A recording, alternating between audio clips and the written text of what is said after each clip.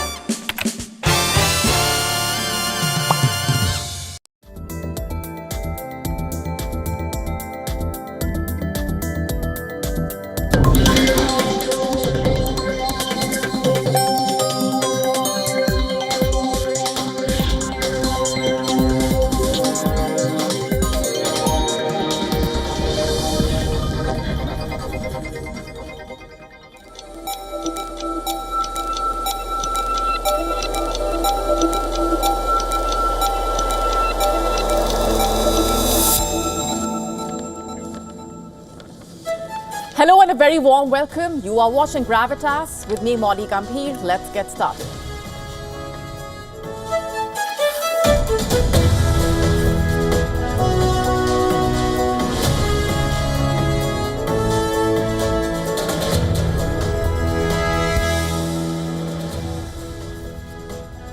Our top focus tonight on Gravitas, we tell you how satellite images are tearing through Pakistan's denial and serving as undeniable proof of Pakistan's defeat and India's crushing victory.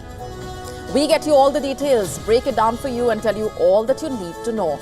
Also on the show for you tonight, are Pakistan's nuclear weapons truly secure? We tell you why this big question is being asked.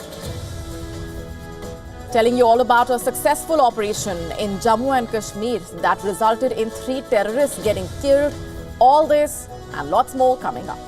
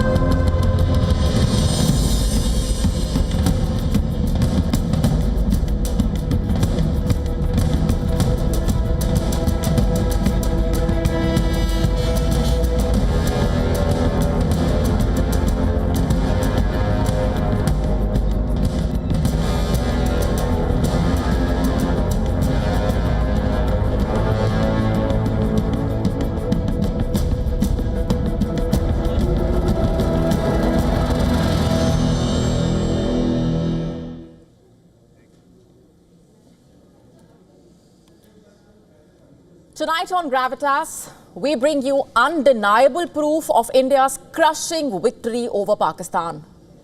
Proof that shatters denials, breaks propaganda, and tells you exactly what happened. The proof comes from satellites.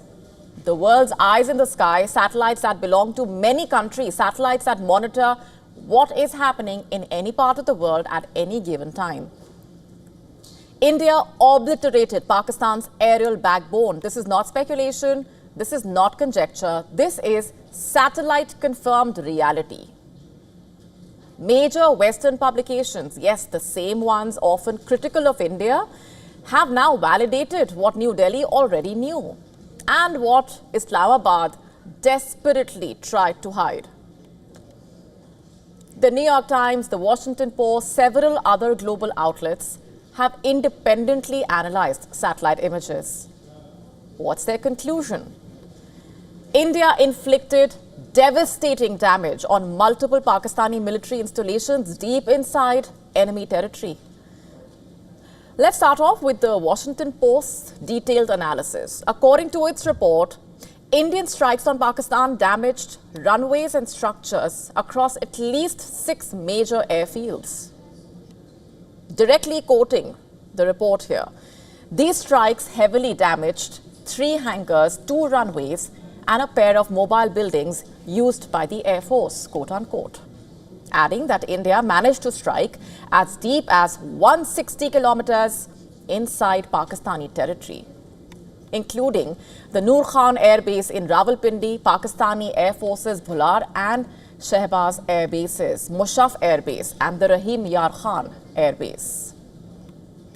The New York Times also released its own satellite-based assessment. It showed clear evidence of a massive crater at the Rahim Yar Khan base that made its sole runway non-functional.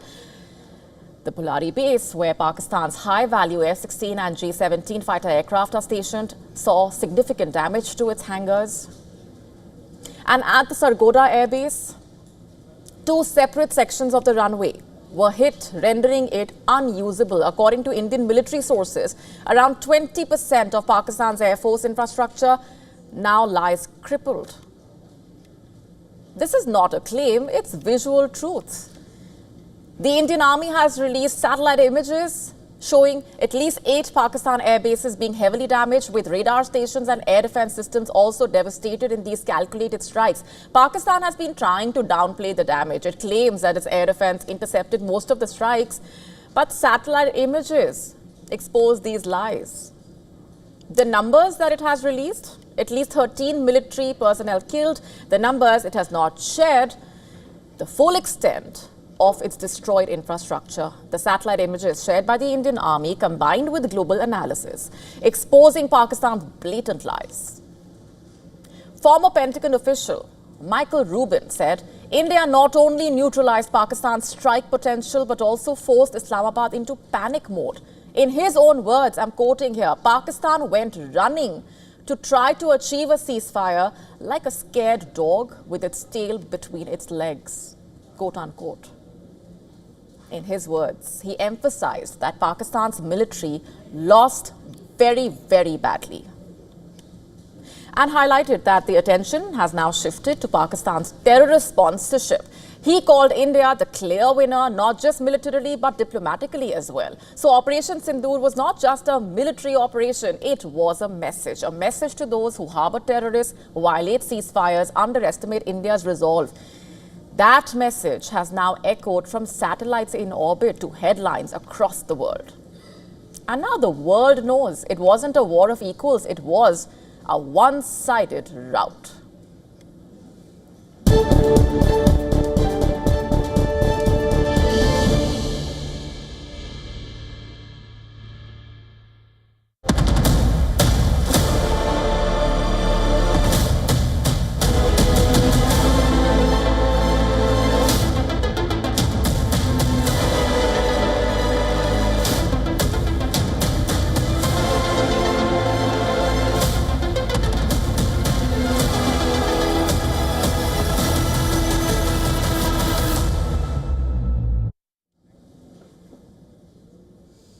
And while the world was focused on the India-Pakistan tensions, and as Trump was busy taking credit for the ceasefire, as he claimed, something slipped under the radar in a way.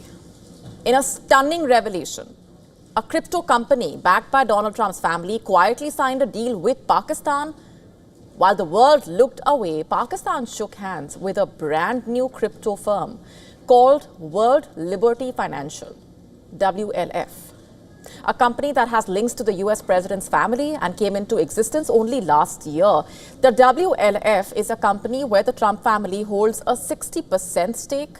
According to reports, this deal was signed between the Trump-linked company and Pakistan's newly formed crypto body, the Pakistan Crypto Council, PCC. Now here's the kicker. The PCC was formed barely a month ago.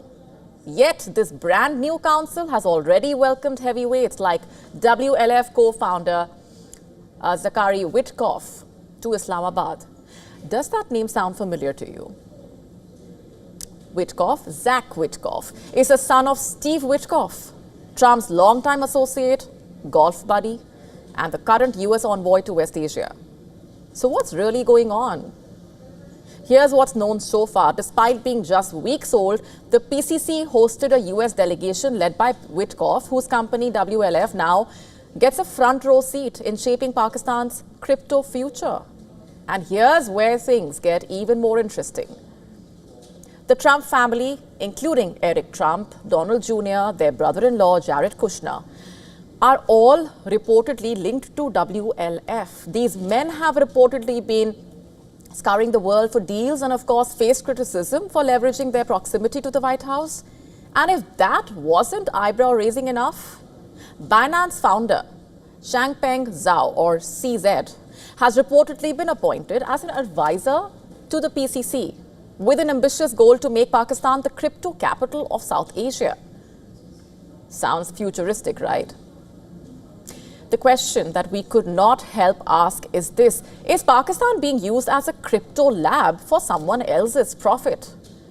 And from the looks of it, this is not just a tech partnership. Far from it. Because if this deal succeeds, it could basically boost the Trump family's wealth. Why is a terror-linked state like Pakistan, a country that harbors terrorists, a country still on global watch list, being courted by a company tied to the Trump family? And more importantly, why is the US president's family profiting from deals with such a regime? Because make no mistake here, this is not just a handshake deal. This could directly add to Donald Trump's personal fortune, thanks to his family's 60% stake in WLF. And what we have here is a business deal signed quietly in a volatile region with a country long accused of sheltering terror, all while the world was looking the other way.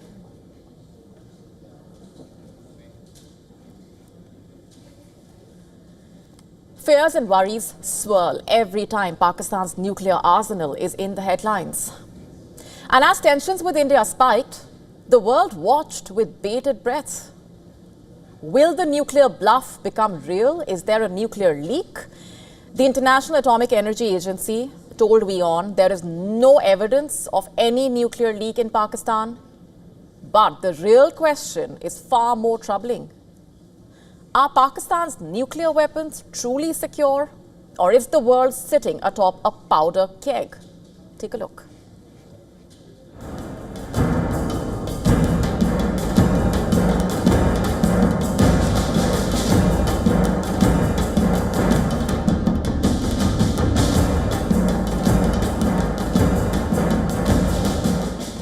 Are Pakistan's nukes in safe hands? That's the question that the world can no longer afford to ignore. Will it take a mushroom cloud to rise for the world to be spurred into action? Bharat Mata Ki! Bharat Mata Ki! Bharat Mata Ki! India's Defence Minister Rajnath Singh has sounded the global alarm, urging international supervision of Islamabad's nuclear arsenal. आज श्रीनगर की धरती से मैं पूरी दुनिया के सामने यह सवाल उठाना चाहता हूं कि क्या ऐसे गैर जिम्मेदार और रोग नेशन के हाथों में परमाणु हथियार सुरक्षित हैं? मैं दुनिया के सामने यह सवाल खड़ा करना चाहता हूं।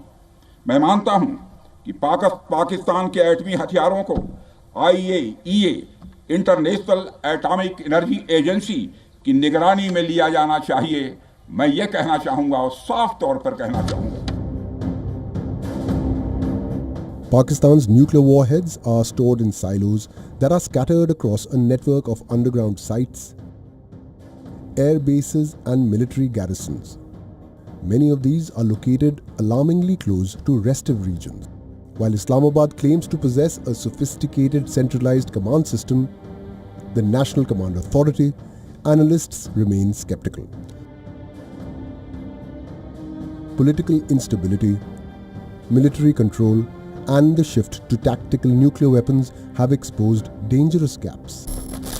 There are persistent concerns about partial pre-delegation of launch authority to field commanders, raising the risk of miscalculation or unauthorized use.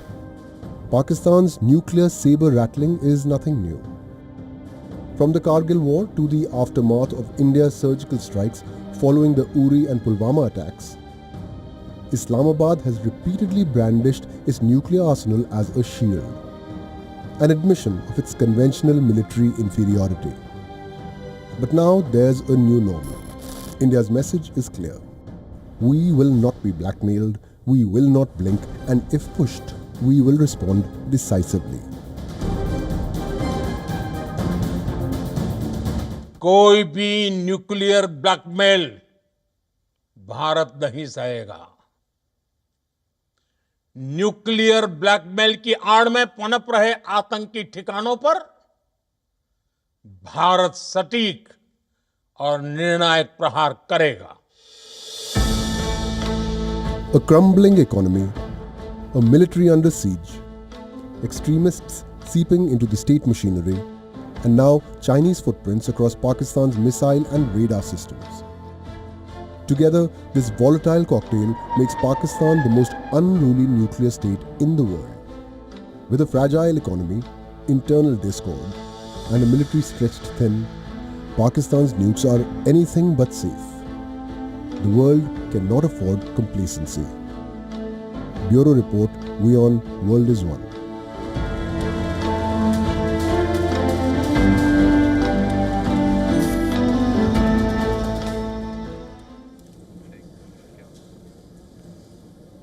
China's grand experiment to turn Pakistan into a testing ground for its military hardware has backfired spectacularly. From missiles that missed to radars that crumbled, Beijing's much-hyped weaponry failed every time. And every real-world test against India's battle-ready homegrown systems. And what was the result? A humiliating debacle for China, a financial sinkhole for Pakistan, and a resounding victory for India's defense indigenization.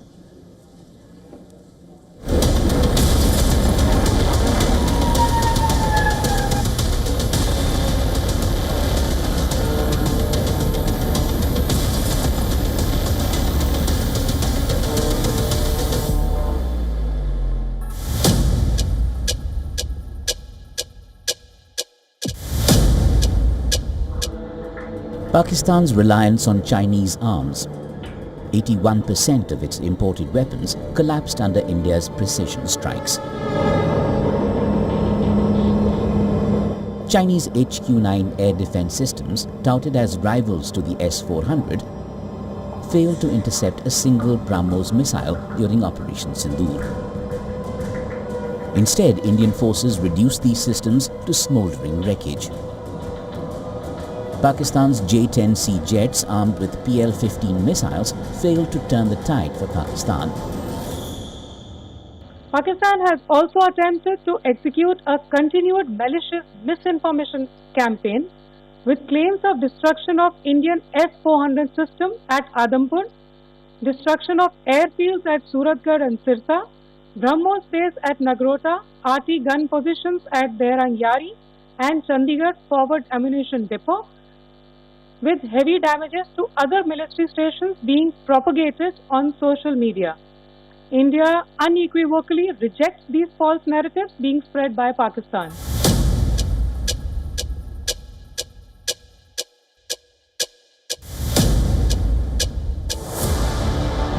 While China's exports faltered, India's indigenous systems made a big mark, standing out. The Akash missile battery intercepted all Pakistani drones and missiles, including Turkish-made Songar UAVs.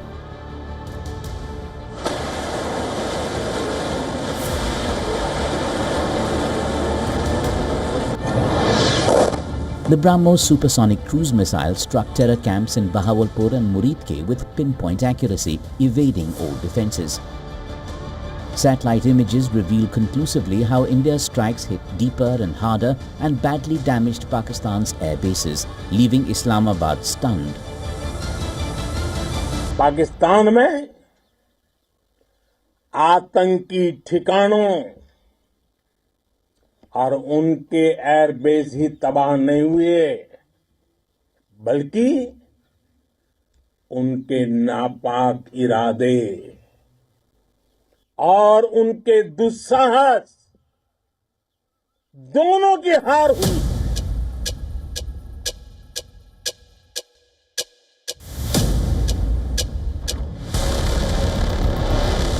Pakistan, drowning in $29 billion of Chinese debt, now faces a grim reality.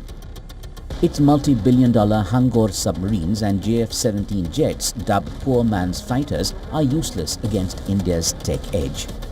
Pakistan tried to export these Chinese jets. The results have been horrific.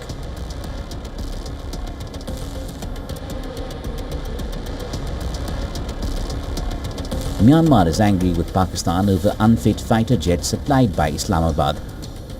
Pakistan rushed engineers, but the JF-17 remained grounded, much to the military junta's frustration. Meanwhile, Chinese arms firms like AVIC Chengdu saw stocks plunge 9% as investors fled. Operation Sindoor didn't just dismantle terror infrastructure, but also exposed China's weapons as paper tigers and affirmed India's rise as a defense powerhouse. For Beijing, the lesson is clear: no amount of propaganda can mask faulty engineering. Bureau Report, WION World is One.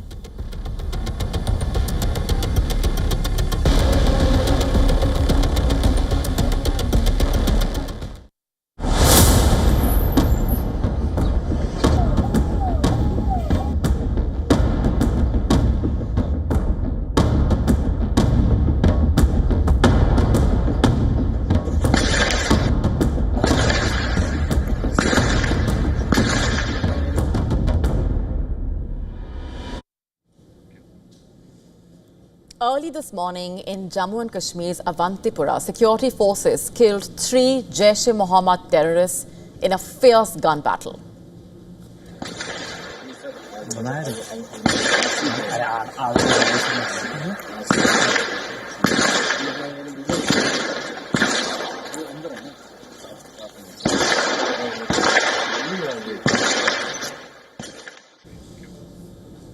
Visuals from the operation showed one terrorist crouched behind a concrete pillar, clutching an assault rifle.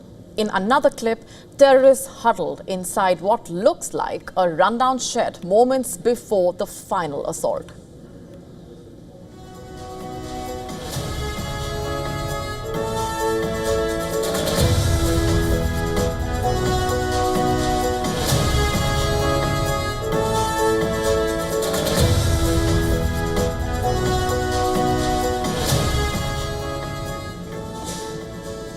These men had earlier taken refuge in a civilian house in the Tral region of Avantipura, a sub-district of Pulwama. A joint operation by the Indian Army and Jammu and Kashmir police led to the killing of all 3 terrorists, including one who had reportedly helped the Pahalgam terrorists with logistic support. But behind this successful operation lies a deeper transformation in India's counter-terrorism strategy, one that's increasingly shaped by technology. And drones play a crucial role. The Indian Army has ramped up its use of drones to hunt down terrorists with speed, precision, and minimal collateral damage. Drones are no longer just eyes in the sky. They are becoming lethal weapons. Take Operation Sindoor, for example. India deployed suicide drones to target terrorist facilities deep inside Pakistan territory, sending a clear message that no place is out of reach. 6 kilometre की दूरी पर है, सांबा कटवा के सामने। उन आतंकवादियों को इसी जगह पर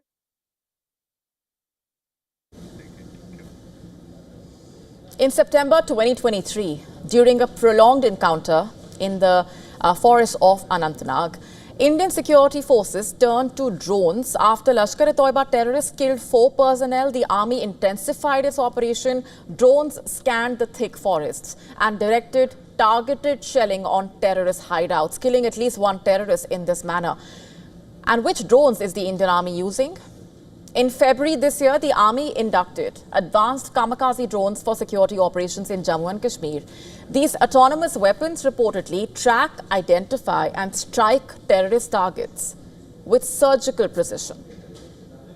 And in January, the Army introduced the Black Hornet nano drone, weighing just 18 grams and about the size of a finger. This miniature drone allowed soldiers to conduct surveillance in tight, high-risk areas. Whole dual cameras provide real-time visuals, helping forces make quick and informed decisions, tailor-made for covert missions. So India is using drones not just for surveillance, but also executing attacks, be it dense forests or cross-border terror launchpads. And before we go on, here's a quick look at what else is lined up for you on the show tonight. According to Donald Trump, there is progress in reaching a nuclear agreement with Iran and that the negotiations are nearing a positive outcome. But what really is brewing and where do things stand?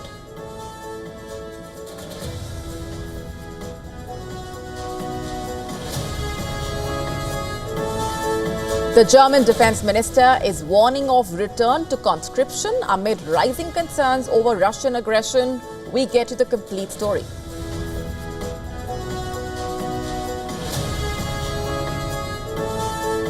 Can dogs sniff cancer? We tell you all that you need to know. All this and lots more coming up for you.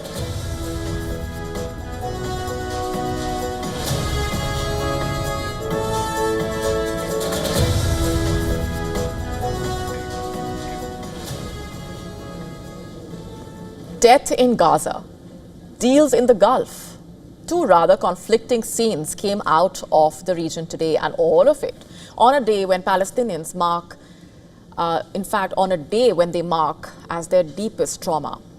Today is Nakba Day, the 76th anniversary of the mass displacement of Palestinians in 1948. And this year, it's no longer a historical truth.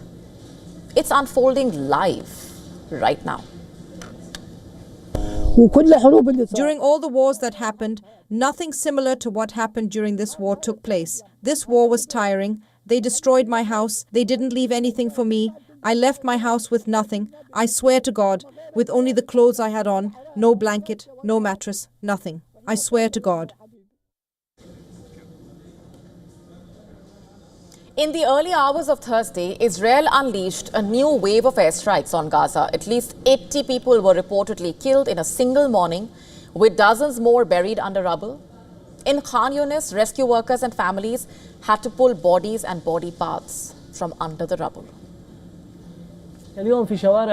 Starting over is incredibly difficult. When the house was bombed, we escaped with nothing. We now search the rubble for anything we can still use, but we have to be very careful. We're afraid the roof could collapse on us. At a hospital, the morgue overflowed, according to witnesses. Some bags held multiple victims. More than 160 Palestinians have been killed in 48 hours in Gaza. As Israel escalates its offensive, saying it is targeting Hamas commanders, Israel's war in Gaza has now killed nearly 53,000 Palestinians. And what's more, food and fuel are nearly gone. 500,000 people face starvation. A new Israeli-led aid plan, backed by the US-based Gaza Humanitarian Foundation, proposes food hubs run by private contractors. But UN officials have slammed the plan as unworkable, inadequate, and dangerous. And Gulf countries have refused to fund it. Yet, just at a small distance, it was all smiles, handshakes, billion-dollar deals. In fact, as Gaza burned, US President Donald Trump was visiting Gulf countries, Saudi Arabia, Qatar, UAE. While Israel was not on his agenda, business very much was. On Thursday, Trump said he wanted the US to quote-unquote take Gaza and turn it into a freedom zone, a possible reiteration of a plan that he put forward in February this year. For the US to take control of Gaza, so it can be reconstructed as a luxury, leisure and business hub. The scheme involved the possible permanent displacement of much or all of Gaza's 2.3 million population. He said, and I'm quoting now, "I have concepts for Gaza that I think are very good. Make it a freedom zone, let the United States get involved and make it just a freedom zone. I would be proud to have the United States have it, take it, make it a freedom zone," quote unquote. And what's more, the US has signed the largest defense deal in history with Saudi Arabia.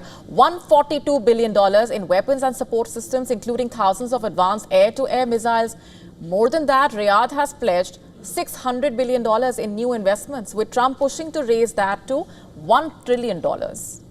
This alongside another $3.3 billion arms deal already cleared with RTX operation. So what does all of this mean? While Trump pitches a freedom zone for Gaza, one that could displace millions, His Gulf tour cements the fact that America still holds massive military and economic grip on this region. And so you have it, weapons, wealth, power, all being traded as war rages on in the background. And that is the real haunting reality of today.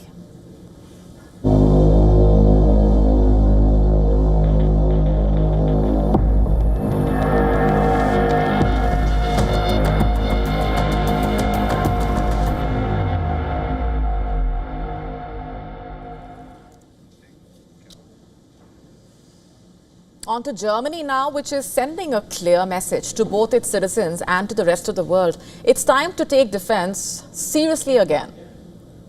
Facing mounting concerns over Russian aggression and uncertainty over US commitments to NATO, Berlin seems to be mulling a rather dramatic move, bringing back conscription. That's right, Germany's defense minister has issued a warning. If voluntary enlistment in the military falls short, the country may be forced to reinstate conscription for the first time in over a decade. In an address in the German federal parliament, he said, and I'm quoting here, "We have agreed that we will initially rely on volunteerism, a service that is initially voluntary and intended to encourage young people to serve their country. And I say this quite deliberately and honestly, the emphasis is also on initially, in case we cannot recruit enough volunteers," quote unquote.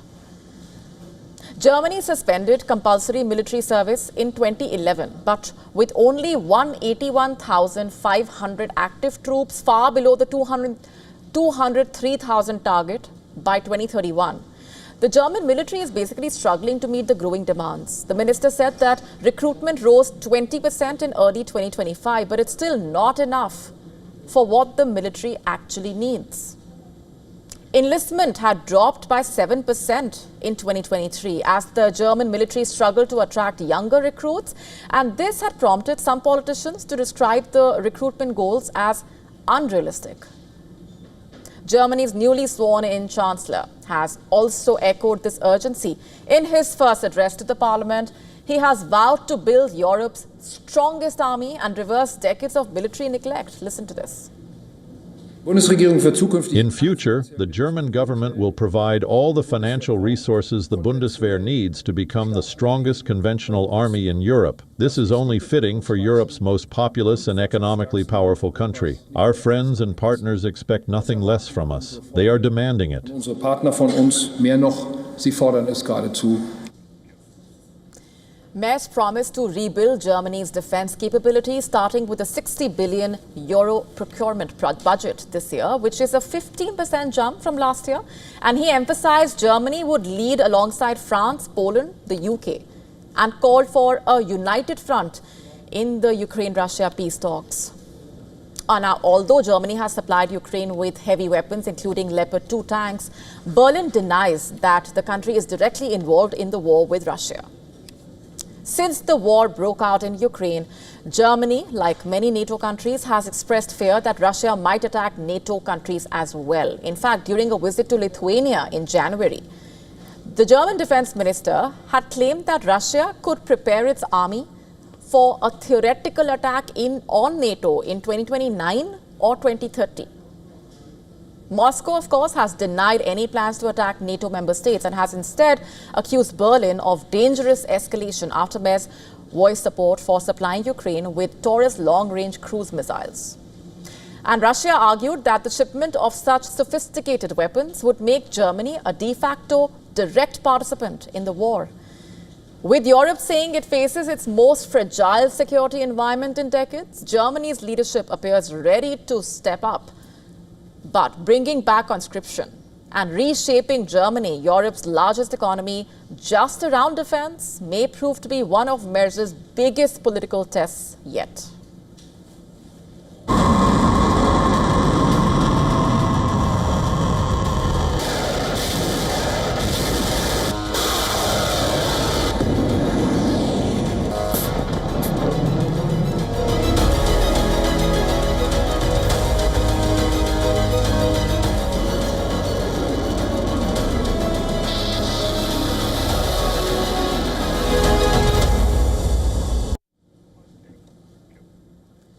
US President Donald Trump has said there is progress towards reaching a nuclear agreement with Iran. Speaking at a roundtable in Doha, Trump said that the negotiations are nearing a positive outcome.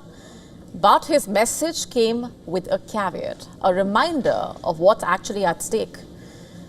Trump described two possible paths ahead. One leads to diplomacy and peaceful resolution. The other one he ominously called a violent step. Listen to this. And I think we're getting close to maybe doing a deal without having to do this. There's two steps. There's a very, very nice step, and there's a violent step. The violence like people haven't seen before. And I hope we're not going to have to do this. I don't want to do the second step.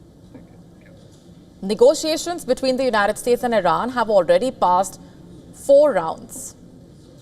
The latest session, in fact, took place in Muscat, Oman, just this past Sunday. U.S. Special Envoy Steve Witkoff presented a draft agreement to Iran's foreign minister. That document now sits on the table in Tehran, awaiting scrutiny from Iran's top leadership. Foreign Minister Arakchi is expected to consult with Supreme Leader Ayatollah Ali Khamenei, the President, Masoud Pezeshkian, and other senior officials. Meanwhile, according to a New York Times report, Iran is offering to establish a joint nuclear enrichment venture. The project would basically involve neighboring Arab countries and American investments. Tehran views this as possible middle ground, an alternative to dismantling its nuclear infrastructure altogether. The NYT report claims Iran's foreign minister proposed the idea to Witkoff when the two men held direct and indirect talks in Oman on Sunday. In other crucial developments, Iranian officials are signaling a willingness to sign a deal if specific conditions are met. Ali Shamkhani, top advisor to Iran's supreme leader on nuclear and military affairs, told NBC News that Iran is ready to end its weapons ambitions, halt its enrichment of weapons-grade uranium, and open its facilities to international inspectors and guarantee peaceful nuclear use, provided all economic sanctions are lifted without delay. While Washington and Tehran inch towards a possible deal, European powers are turning up the pressure. Senior diplomats from France, UK, Germany are scheduled to meet Iranian representatives in Istanbul this Friday. The 3 countries have reportedly warned Iran that they will reimpose UN sanctions under the 2015 accord if a new agreement is not reached by August. So Trump has drawn his red line pretty clearly. According to him, Iran must never possess a nuclear weapon. Civilian enrichment is no longer the sticking point, but trust is. And whether trust can be built in time remains the single most important question.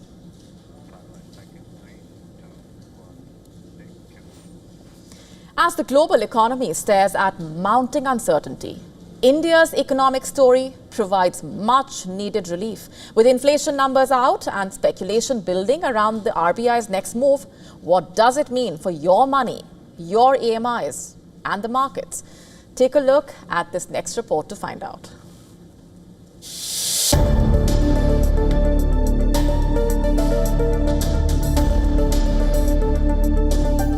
As much of the world battles economic uncertainty, India's resilient economy continues to stand out. Powered by stable growth, effective policy measures, and a strong monsoon outlook, the country has achieved a significant milestone on the inflation front. India's Consumer Price Index. Inflation eased to 3.16% in April 2025, its lowest level since July 2019. This marks the 3rd consecutive month of inflation remaining below the Reserve Bank of India's target of 4%.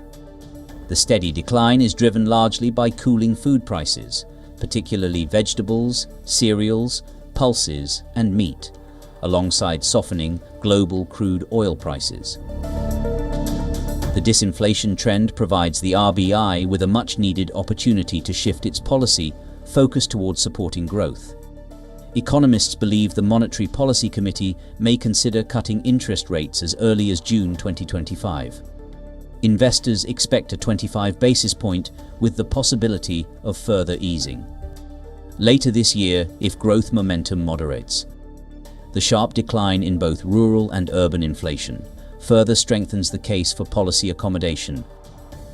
with food prices expected to remain contained during the summer months and inflation likely to stay below 4%. In the near term, the RBI has more room to act. As India heads into FY26, inflationary pressures appear largely under control, reinforcing macroeconomic stability and giving policymakers the confidence to pivot toward growth without risking a return to high inflation. Bureau Report, WION, World is One.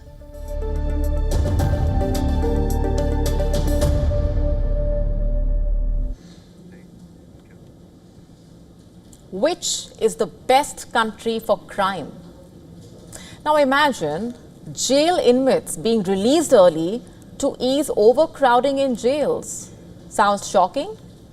Well, this is what's been happening in Britain, where prisons are overflowing. Its prisons are almost full. They are at 99% capacity. And now fresh measures have been announced to deal with the crisis, with the goal of bringing down the rising inmate population recalled to custody for breaching their license conditions. Basically, things have reached that point. According to the Justice Secretary, in fact, recalled prisoners will be released after 28 days under emergency measures. And what's the aim? To free up 1,400 prison places. And why was this needed? Because the UK is due to run out of place in jails in 5 months. The clock is ticking, and you can imagine what that would mean. In the words of the Justice Secretary, Shabana Mahmood, it would lead to the total breakdown of law and order. Under the measures, offenders serving 1 to 4 year sentences who are recalled for breaching their license terms will be returned to prison only for a 28-day period. Those recalled for serious further offences will stand excluded, and this includes certain sexual and violent crimes and serious domestic abuse. And the minister also mentioned £4.7 billion in treasury funding for a record prison expansion. And what would that look like? Basically, it will support 3 new facilities, and additional cells will be added to the existing prisons. And just how bad is the situation really? The prison population is soaring by 3,000 each year, the equivalent of 2 entire prisons. And it's hoped that the measures will help buy time. The minister has said the consequences of failing to act are unthinkable. But then things reaching this point and such drastic measures being adopted is also unthinkable in a way. For example, in 2024, hundreds of jail inmates in England and Wales were released early under the Ministry of Justice's emergency plan to ease overcrowding in jails. The plan basically was criticized by industry bodies, charities for women and children. Now back to the latest measures. As per the Ministry of Justice's interim permanent secretary, running prisons so close to capacity leads to issues like increased violence and reduces time for work and education to prevent repeat offences. Warning that the justice system could collapse. The police might not be able to arrest people. Imagine how dangerous that would be. And it would also mean courts could be forced to let dangerous offenders go on bail. So basically, to avoid that calamity, emergency plans need to be resorted to. But how is releasing inmates early the way out? And the thing is, there are serious concerns here. Even though there was a denial from another minister, there has been an admission reportedly from ministers that some domestic abusers and sexual abusers will be released under the changes. According to the Domestic Abuse Commissioner for England and Wales, lives were being put in danger because of the proposed measures. So given how bad things look for Britain's prisons and how good they look for the inmates being released, if an award for the best country to commit crime even existed, it would go to Britain.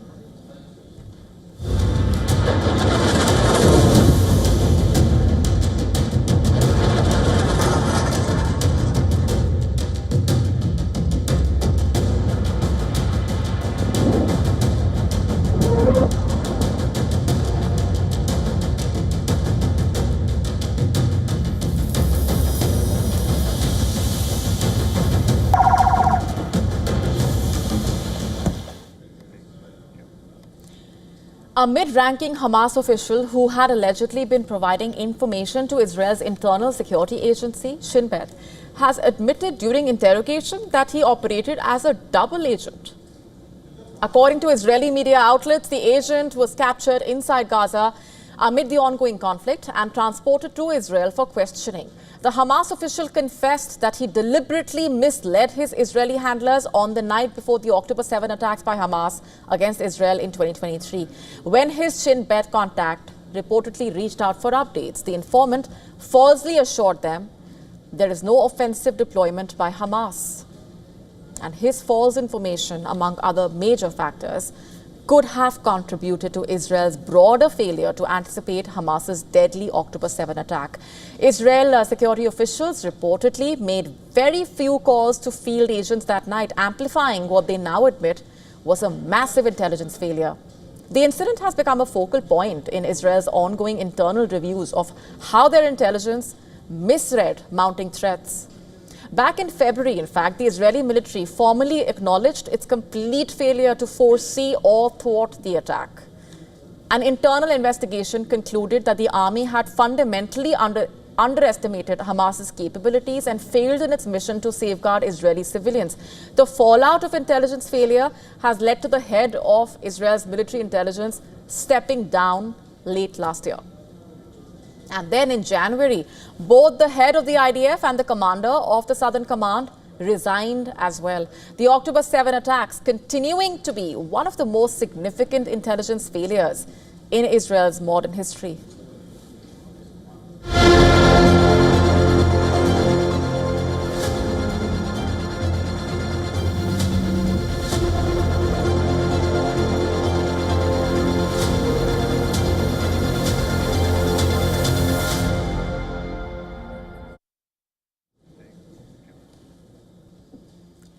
First came the Apple I computer in 1976. Then came the iPhone in 2007. In 2024, Apple launched its first Vision Pro AR headset. The mixed reality headset allows users to watch immersive videos and interact with their surroundings. Despite the significant pre-launch excitement for the Vision Pro, the high price, unfortunately, did not work in Apple's favor in a way. But it looks like Apple is trying to change that. According to a Bloomberg report, the tech giant is reportedly working on a new eye-scrolling feature for its Vision Pro headset. It is speculated that the company will be announcing the new feature during its annual Worldwide Developers Conference, commonly known as WWDC, which will take place this year on the 9th of June. The Vision Pro already offers eye tracking capabilities. Users can interact with the Vision Pro interface and make selections using a simple pinch gesture. But with the new possible enhancements, the eye-scrolling feature could enhance the headset's hands-free experience, leading to a more natural and seamless user interaction. According to a Wall Street Journal report, Apple has partnered with a neurotechnology company backed by billionaires Jeff Bezos and Bill Gates. The two companies are reportedly working on a brain-computer interface. Reports suggesting the brain-computer interface, or BCI, will enable users with disabilities to control devices like iPhones using only their thoughts. And unlike Neuralink's chip, this implant version does not require cutting into the skull to install it. The brain-computer interface implant is done using blood vessels. Once in place, the brain implant picks up brain signals and translates them into digital commands. With 10 patients in the first set of the human trials, the Australia-based Synchron is ahead of Musk's Neuralink that has installed its chips in 3 people. From the physical press of QWERTY keys to the intuitive touch of a screen, the future of human-computer interaction may lie within the brain. And while the idea of an Apple brain chip appears promising, the technology requires rigorous testing before it can be deployed.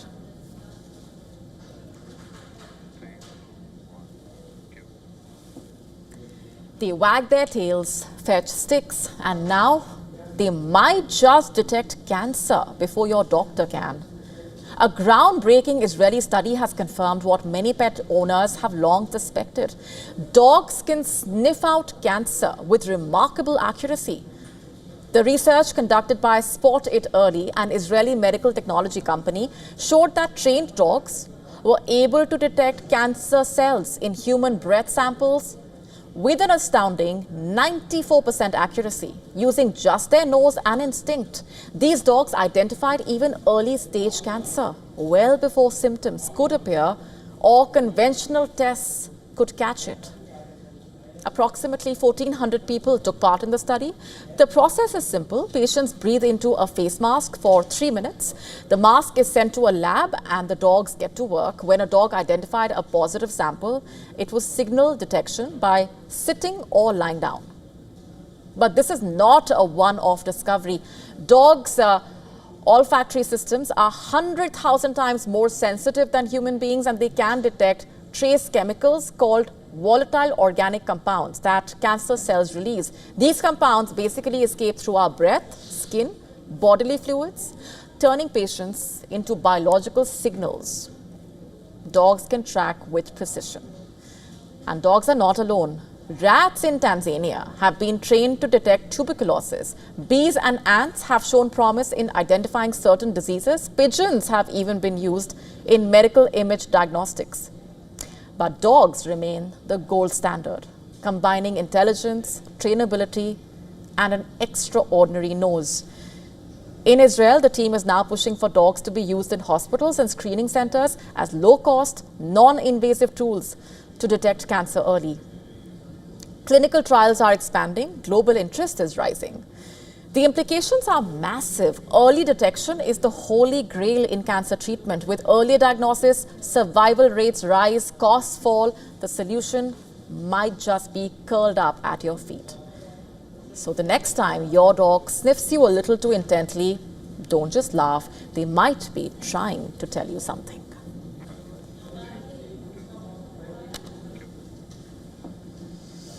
Now imagine this, you step into a taxi, there is no driver behind the wheel, nobody on the steering wheel, but the car glides forward on its own.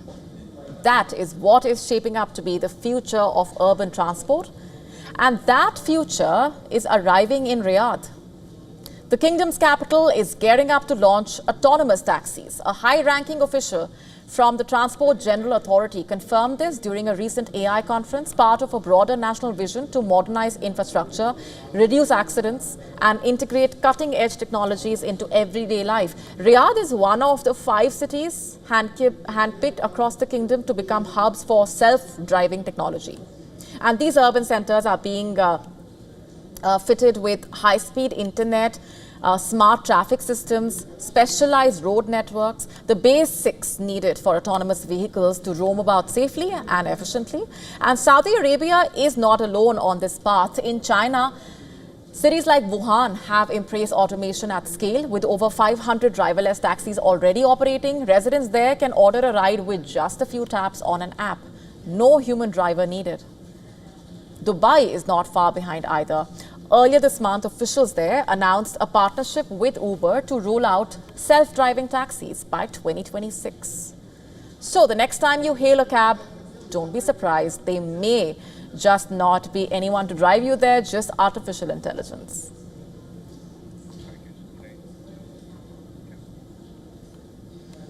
Italian fashion duo Dolce & Gabbana brought their bold vision to Rome. The designer duo unveiled an immersive exhibition that blurs the line between couture and art. Take a look.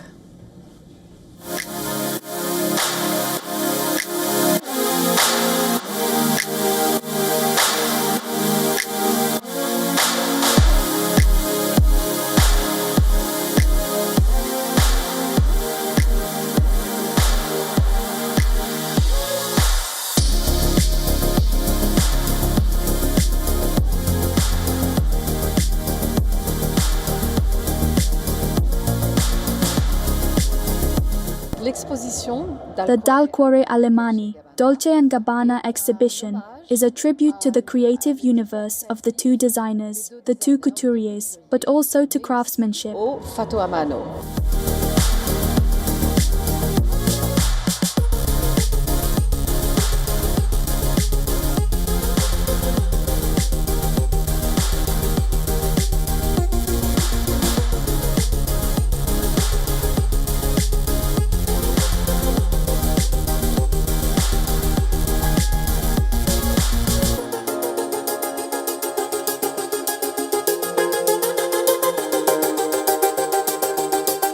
The fact that the exhibition is arriving in Rome is a very, very important symbolic moment, because Rome is the capital of the arts. This is where centuries have unfolded, with the greatest artists. And so, the exhibition pays tribute to many of these figures, such as Raphael or Caravaggio, but also to Greek and Roman art.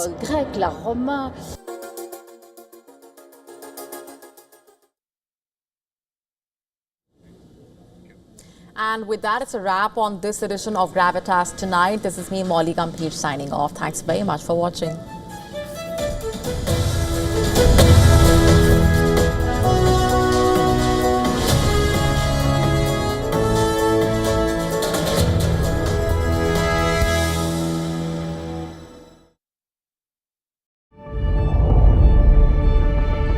The Earth is sending distress signals. Wildfires, droughts, and melting glaciers. Can we reverse the damage? Explore the harrowing effects of climate change. It's a wake-up call. Global emergency. Climate Tracker